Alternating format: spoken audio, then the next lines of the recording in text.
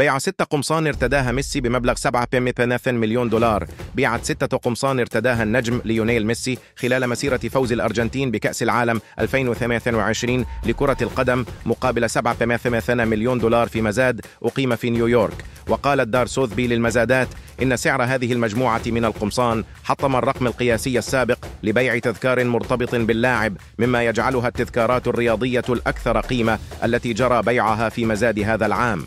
وتضمنت المجموعة القميص الذي ارتداه ميسي خلال الشوط الأول في مباراة النهائي أمام فرنسا في قطر.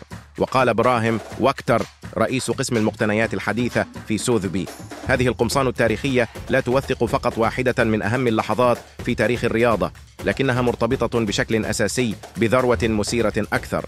لاعب كرة قدم تتويجا بالألقاب في التاريخ، ويحمل قميص مايكل جوردن من المباراة الافتتاحية لنهائي دوري كرة السلة الأمريكي للمحترفين لعام 1998، الرقم القياسي لأعلى سعر مدفوع مقابل قطعة تذكارية رياضية تم ارتداؤها في مباراة، حيث حقق 10.1 مليون دولار العام الماضي.